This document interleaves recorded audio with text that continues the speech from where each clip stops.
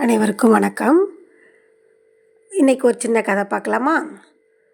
ஒரு காண்டாமிருகம் அது பாட்டுக்கு நடந்து போயிட்டு இருந்துச்சு.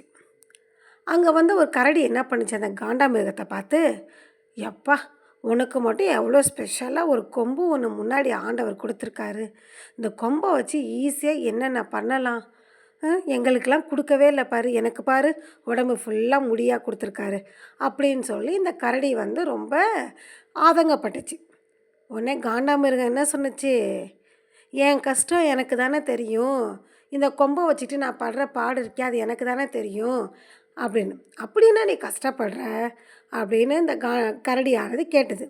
"ஆமாம், இப்படி என் முகத்துக்கு முன்னாடி இவ்வளோ பெரிய கொம்பு இருந்தால் மற்ற விலங்குகள்லாம் என்கிட்ட பழகக்கூட மாட்டேங்குதுங்க. என்னை பார்த்தாலே பயந்து ஓடிடுதுங்க. ஏன், எங்கேயாவது மரம் இருக்க சைடு போனால் ஏதாவது கிளைக்குள்ளே இந்த கொம்பு மாட்டிக்கிட்டு நான் படுற பாடு கொஞ்சமா நஞ்சமா? ஏதாவது புதருக்குள்ளே போயிட்டேன்னா புதருக்குள்ளே இந்த கொம்பு மாட்டிக்குது. இந்த கொம்பை வச்சுக்கிட்டு நான் இல்லாத கஷ்டப்படுறேன். என் கஷ்டத்தை பற்றி தெரியாமல் நீ பாட்டு பேசுகிற" அப்படின்னு சொல்லி இந்த காண்டாமிருகம் கரடிக்கிட்ட சொன்னிச்சான். அப்போ தான் கரடிக்கு புரிஞ்சிச்சான். ஐயையோ, இதில் இவ்வளோ விஷயம் இருக்கா, பரவாயில்ல பரவாயில்ல, நம்மளுக்கு கொம்பு இல்லாததே சந்தோஷம் அப்படின்னு சொல்லி அங்கேருந்து ஓடி போயிடுச்சான். இது மாதிரி தான் நம்மளும். நம்ம என்ன பண்ணுறோம், நம்மக்கிட்ட நிறைய திறமை இருக்கும், நிறைய நல்ல விஷயங்கள் இருக்கும், அதையெல்லாம் விட்டுருவோம். ஆனால் அடுத்தவங்கள்ட்ட இருக்கிறத தான் நம்ம எப்போ பண்ணுவோம், எப்போ பார்த்தாலும் பெருமையாக பேசிக்கிட்டே இருப்போம்.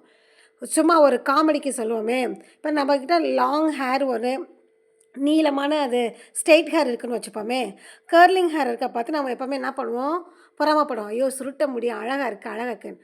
ஆனால் அவங்கள்ட்ட போய் கேட்டு பார்த்தா தான் அந்த கர்லிங் ஹேரை வச்சுட்டு அவங்க எவ்வளோ கஷ்டப்படுறாங்கன்னு அவங்களுக்கு தெரியும். சரியா?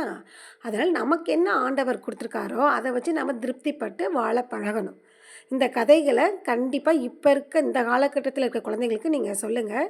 என்னுடைய சேனலை சப்ஸ்கிரைப் பண்ணுங்கள், லைக் பண்ணுங்கள். இன்னொரு நல்ல குட்டி கதையில் பார்க்கலாம். பாய்.